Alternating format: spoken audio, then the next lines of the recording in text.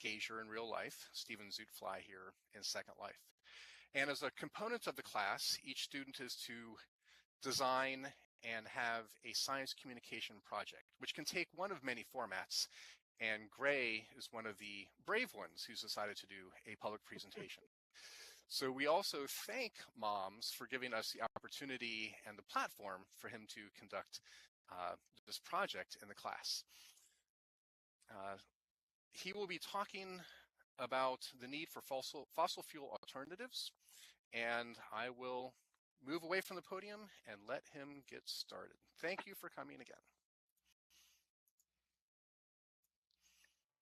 All right, well, like Dr. Gazier said, my name is Gray Harris. I'm a senior legal studies major at Ball State University, and I'm heading to Robert H. McKinney Law School starting in August. During this lecture, feel free to ask any questions. This is a somewhat complex topic. I'm not going to go too deep into the science, but if you have a question, feel free to ask. The world is running out of fossil fuels. In a time of division in American politics, the future of American energy seems uncertain at best. And some politicians advocate investing in wind and solar power, while others simply advocate drilling more oil. The only certainty is that within the next 60 to 100 years, America will deplete its fossil fuel reserves, and it will be too late to start looking for alternative solutions. To fully understand what needs to be done, this study will look at the history of American alternative energy and the paradigm shifts that have come about as we've changed and updated the technologies that we will use to replace fossil fuels. It will also make predictions about what will need to be done for America to be energy independent when fossil fuels are a thing of the past. You'll see I've ordered a lot of the paradigms in American alternative energy by legislation. As a legal studies student, I'm very familiar with legislation, and so my own research focuses mainly on public policy. I find it's a good way to show what the interest in the American public has at the moment in any such topic.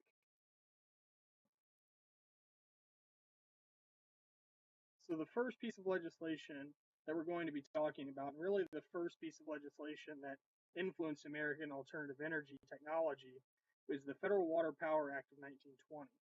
And the act was designed to take advantage of new advancements in the field of hydroelectric energy production. Now, hydroelectric energy was behind the development of such projects as Hoover Dam, which would probably be the most famous example that you'd be familiar with. The law also created a Federal Power Commission, which was tasked with granting permits to new hydroelectric projects and also guaranteed that a certain percent of profits from the dams would go to the state it was located in. And this was as an incentive for states to try and convert a lot of their energy grid into hydroelectric dams. And while hydroelectric dams were certainly successful and rather reliable, they were not necessarily cost effective at the time. And while they are used to some extent today to supplement fossil fuels, they are not actually able to sustainably replace fossil fuels due to the locations of the areas that would be suitable for dams and the energy output. This led to a paradigm shift. Obviously, hydroelectric was not going to completely replace fossil fuels, and at the time, fossil fuels, we didn't really know they were running out. So following World War II, the field of nuclear energy became a government concern. And specifically when I'm talking about nuclear energy at this point, we're talking about nuclear fission, which is the process in which, to grossly oversimplify, you take a very large atom and tear it apart into smaller pieces, and this produces energy in the form of radiation and heat, which can be used to heat water, to turn turbines with steam, to produce electricity.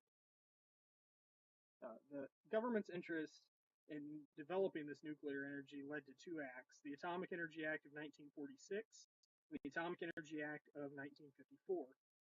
The 1946 legislation determined that nuclear fission technology would be controlled by the civilian population rather than the military. Up until this time, the military was still in charge after the development of the Manhattan Project during World War II. And there was actually a lot of censorship on any component of nuclear technology. so this law shifted over to the civilian population. The 1954 legislation was part of President Eisenhower's Atoms for Peace program. It was made to encourage the development of privately owned nuclear power plants. It set up regulations for these plants regarding waste disposal, and it allowed private citizens to participate or to patent nuclear reactor designs, an act which had been banned under the strict censorship that had followed World War II with the military. The problem that we ran into and that we'll see later as we developed nuclear fission technology is that there's a high risk for meltdown. The common example would be Chernobyl in Russia and that incident. Also, Japan at the Fukushima reactor had a meltdown only a few years ago. It's highly radioactive, it's highly volatile. Also, there's an issue of where to store the waste, which we'll see later becomes a major reason why many people are hesitant to switch to nuclear fission technology. The next federal legislation that we see that's hoping to develop alternative energy is really significant as far as today's current paradigm and the way that it's shifting. It is the Energy Tax Act of 1978. And this legislation had two major functions. Provided funding in the form of tax breaks for private citizens to convert to solar, wind, and geothermal energy production systems. It also set up a gas guzzler tax, which a person paid when they purchased a vehicle which had an official gas mileage that was below certain levels. And this level was adjusted many times over time. This legislation is reflective of modern-day attempts to move away from oil to push America toward wind, solar, and geothermal. It was really at this time that the government first takes an interest in wind, solar, and geothermal technologies.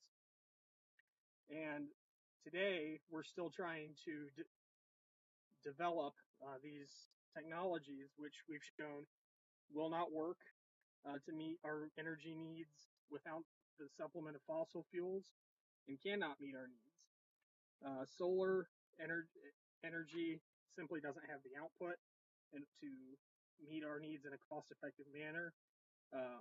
There's a study that shows that you need to convert an equal land mass to the total combined road surfaces of the United States to solar panels to power to meet the power needs of the United States, and that's clearly would not be cost effective to the average American household. Wind also shares a similar problem, where just the simple proliferation of these windmills would far exceed the cost-effective electricity budgets of most Americans. Geothermal energy seems to be the most promising of these three. However, it has not fully developed because of cost and locations where geothermal energy would be effective. This led us to the U.S. Synthetic Fuels Corporations Act of 1980. This act created the U.S. Synthetic Fuels Corporation, which was made to help private business build and develop facilities to make synthetic liquid fuels. So when you hear of ethanol and these sort of biofuels, as they've come to be known, this is really where that began. The corporation was met with strong resistance from politicians who felt that the corporation represented government intervention in the capitalist economy. It was deemed an overall failure due to the fact it was unable to meet levels of liquid synthetics required by the legislation. And obviously today we still have biofuels, we're still producing biofuels. However, we're seeing that they may or may not have an impact on the farming community and the prices of crops for the farming community. And there are some side effects that we're concerned with more of in a political and economic scale. Scientifically, it still produces emissions, which is something that we are concerned with climate change. And it's an ineffective replacement for fossil fuels in the long run. We simply can't produce enough of it to completely replace fossil fuels when we run out. In the same year that the U.S. Synthetic Fuels Corporations Act of 1980 was passed, Congress passed a host of other legislation, including the Biomass Energy and Alcohol Fuels Act of 1980, the Renewable Energy Resources Act of 1980, and the Geothermal Energy Act of 1980, and the Ocean Thermal Energy Conservation Act of 1980. We'll start with the Biomass Energy and Alcohol Fuels Act of 1980. And again, we're promoting biofuels as we know them today. And it, really, at the time in the 1980s, this was an attempt to reduce American dependency on foreign oil, especially from the Middle East. But again, we simply haven't been able to produce sufficient quantities of biofuels, and they still produce um, byproducts that we're not really comfortable with. The Renewable Energy Resources Act of 1980. This was an attempt by the government to convince businesses and give them a profit incentive to invest in renewable energy. While it was a laudable goal, again, it didn't have a lot of success, as seems to be the case when the government's trying to lead these businesses along.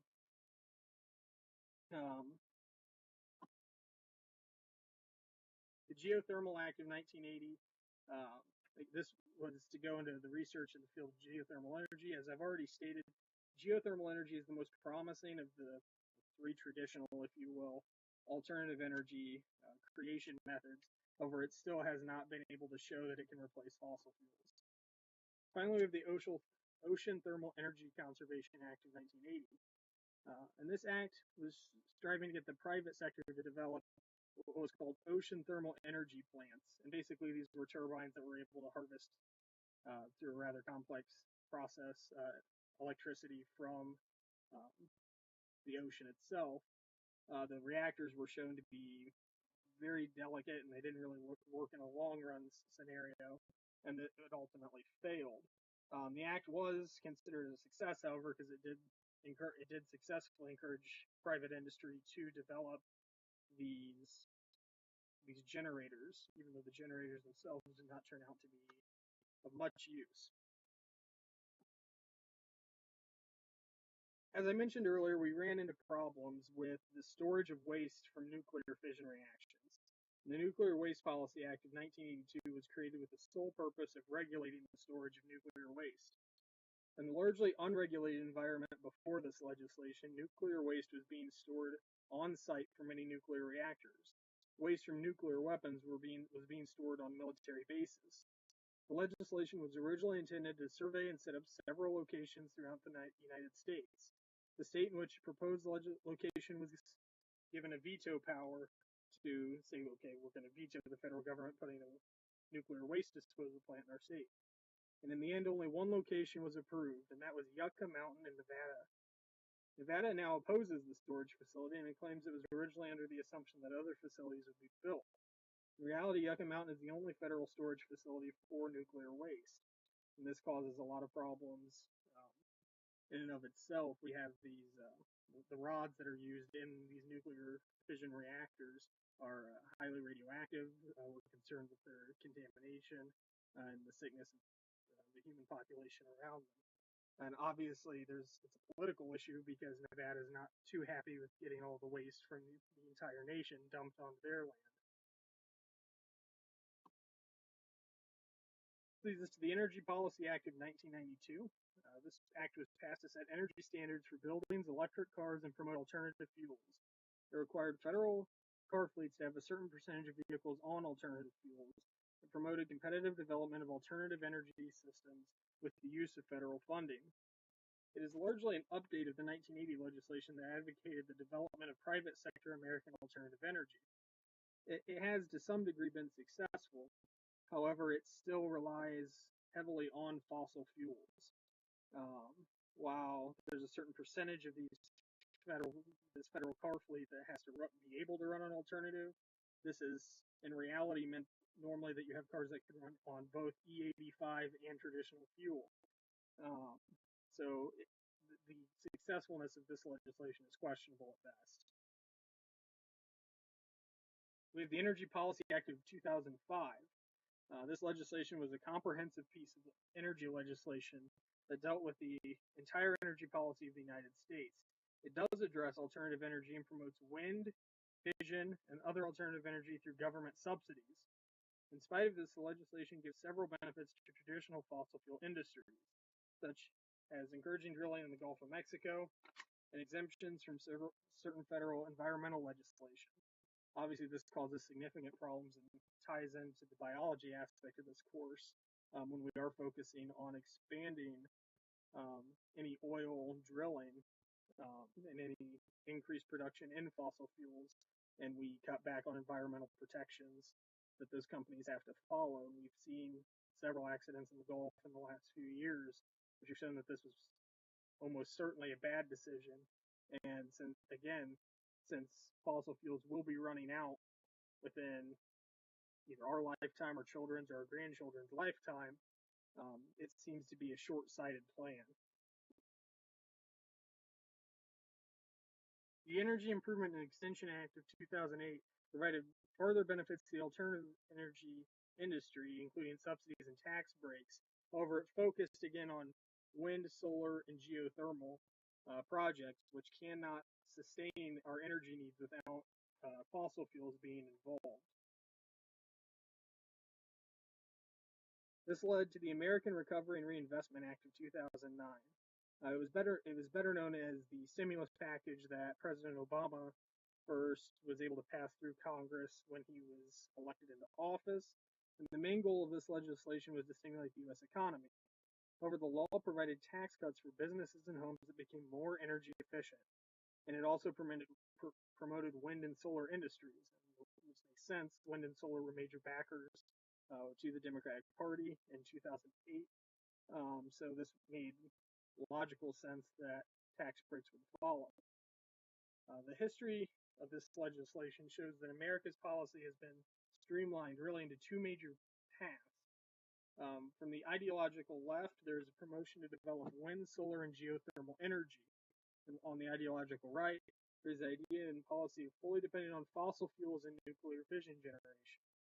The question is, do either of these approaches provide a full replacement to the current fossil fuel system? And in reality, they do not. Neither path is sufficient to meet our energy needs. As we've discussed, wind, solar, and geothermal by themselves will not be sufficient. And clearly, we're going to be running out of fossil fuels, and fossil fuels, we believe, are damaging to the environment, may contribute to the greenhouse gas effect and global warming and climate change, and obviously is something that we are trying to avoid at this point. And we've also discussed the problem with nuclear fission. While nuclear fission may be able to meet our power needs, there's significant concerns with the safety of the reactors themselves and the safety of storing the waste from those reactors.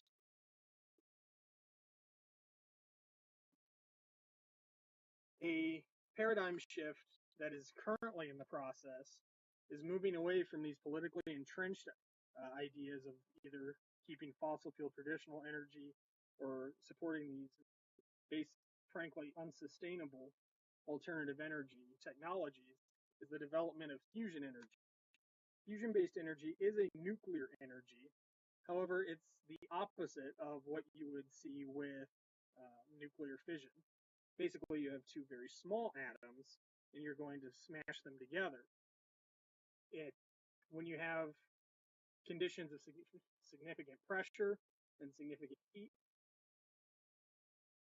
then you are able to overcome the repulsive forces between these atoms, and they fuse together. This, much like fission, releases energy in the form of heat. However, it does not produce the same radiation that you see in fission reactions, and it does not produce toxic emissions, and it does not produce toxic byproducts, which are serious advantages of fusion-based energy. The government, the United States federal government, that is, has funded two major approaches to develop sustainable fusion reactors that would be cost-effective and be able to meet the American energy need when fossil fuels run out. And that is another benefit of fusion-based energy, is its energy output is actually sufficient to meet our energy needs without any help from fossil fuels in a cost-effective manner. The first thing to note is that nuclear fusion technology relies on plasma physics. In a fusion reaction, atoms of hydrogen are placed in conditions of extreme heat and pressure. In these highly specialized environments, the hydrogen atoms are forced close enough together that the electrostatic force that usually repels them due to their charges is overcome by the strong nuclear force. And this thermal energy can be harnessed to heat water and steam turbines. They're actually, we'll get to even newer fusion technology, which could be put into our current power grid and work today. However, the most advanced nuclear reactor that was being built, if you went back 3 years, would be ITER. And ITER is an international fusion project that the U.S. is helping to fund in conjecture with several other nations. ITER uses the magnetic field to manage reaction plasma. It uses liquid lithium as a coolant. The lithium recycles the expelled electrons to form tritium, or hydrogen-3. Tritium is one of the two forms of hydrogen used as fuel for these reactors. The other is deuterium, or hydrogen-2. The benefits of this type of energy production cannot be understated. It is projected to produce 10 times the energy it takes to make the reaction, and is far safer than fission generators due to a lack of any potential for meltdowns.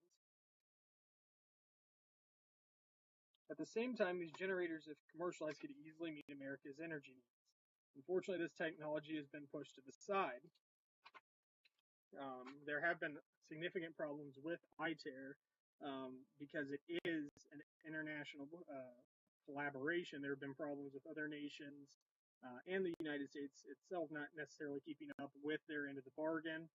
It is based on international law, which makes it hard to enforce.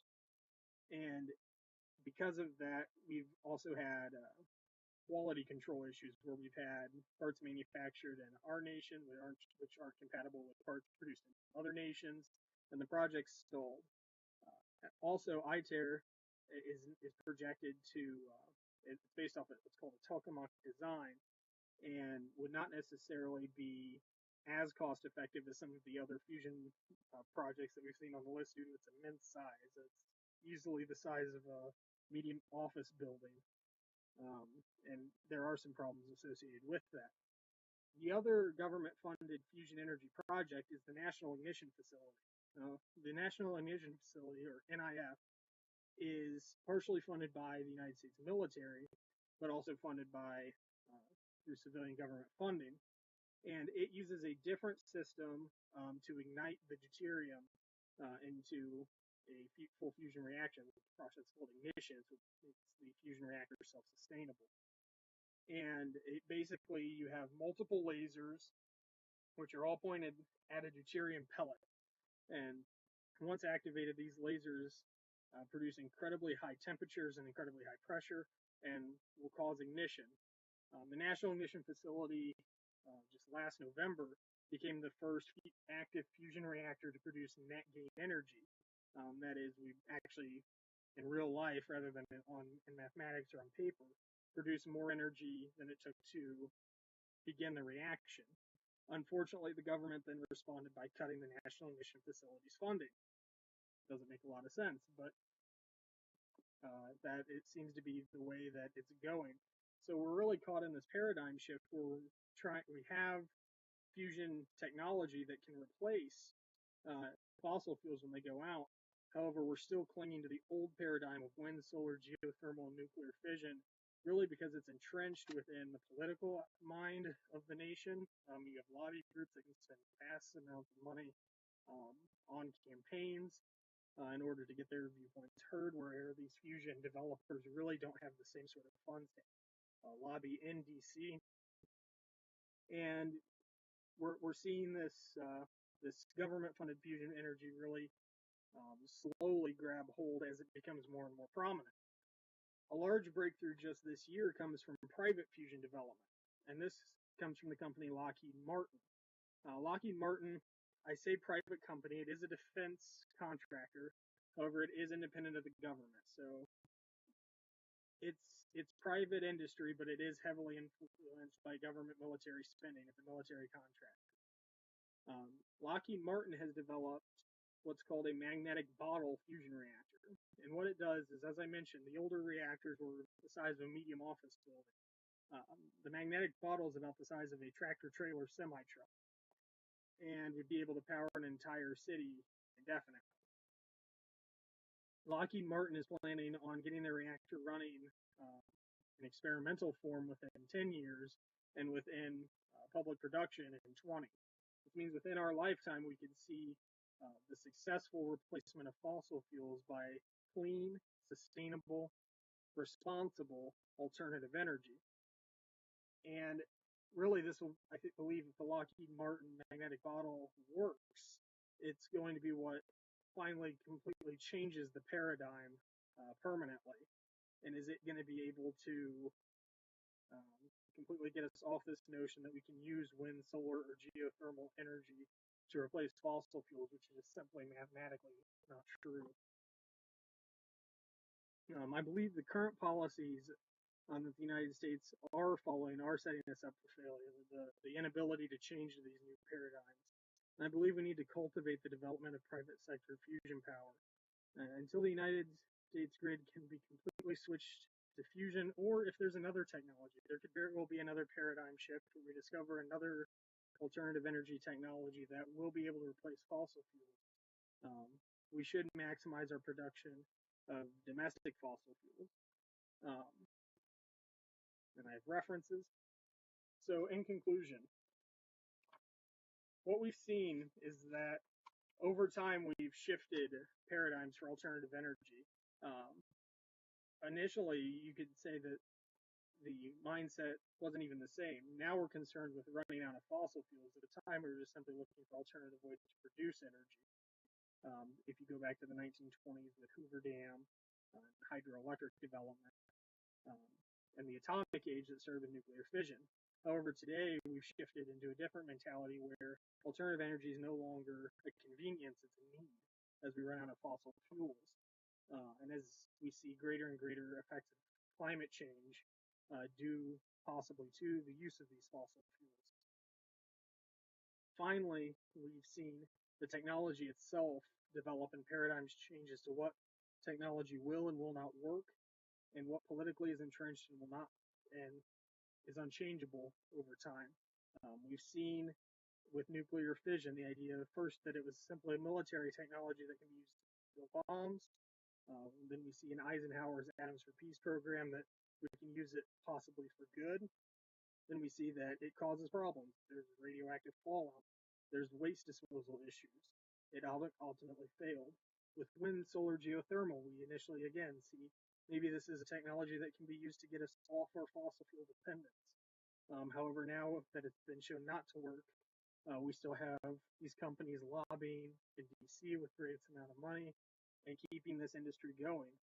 Similarly with fossil fuel energy production, we've seen how originally it was a good thing. It was able to lead the Industrial Revolution. However, now we can see negative effects and we can see that we're going to run out. And then we're shifting into this new fusion paradigm, and we're going to have to see maybe in the next 20 years with the Lockheed Martin plan whether or not this is a true shift to a new paradigm where this will be how energy works in the future, or if it's just another step in the journey. Thank you, and I am open for questions.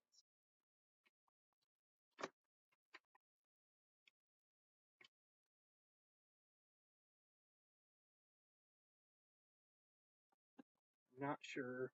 How do I take questions here off the queue? Oh, great. Yeah, you don't run the keyboard. The person who's going to talk will follow the timer, and then you just answer in voice, and you take the time that you need. Gotcha. And then where do I see the question? Oh, I'll just ask you. Okay. On voice. I appreciate taking the time and doing this for us. So I was curious. So you've probably, I mean, in realistic terms, it probably, if the fusion thing took off, it'd be 2050 thereabouts, right? I mean, I know you said 20 years, but I mean, let's say at the earliest 20 years, 2040. What increasing our fossil fuels? Now, I'm glad that you were honest enough to say that the wind and solar thing hasn't worked out. That's an awesome thing. But what are some ways you think that we could, like the Keystone Pipeline? Are you on board with that, or any other ways that we could become energy independent in the next 5 to 10 years while we wait for the next 20 or 30? That's an excellent question. I definitely think the only way that the United States can become fully energy independent with existing technology would be to find more ways to drill fossil fuels that we have direct control over. The Keystone Pipeline, while there are environmental concerns, would certainly do this.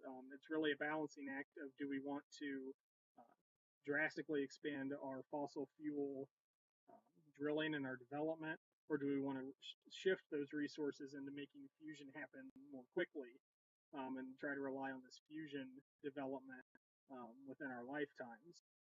And really, I mean, either way works. Either way, we become energy independent. But again, we're going to be running out of fossil fuels in 50 to 60 years. And at that point, we've lost a lot of the investment that we put into that. So while I think it's necessary to some degree to increase our fossil fuels, it has to be balanced with new development into this fusion grid.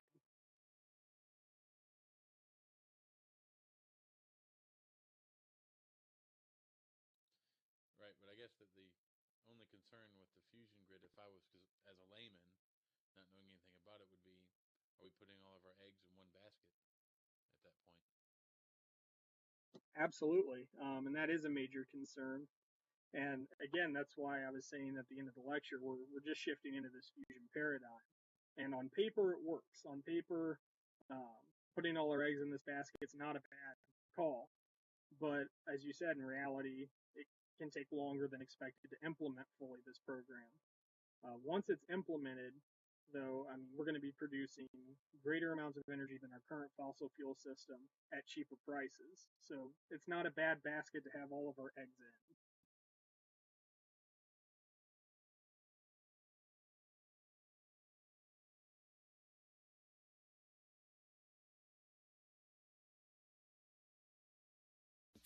Okay, I'm going to ask a question on behalf of Phoebe Wikifu, who doesn't have a microphone. And her question is, can you speak to the basis for your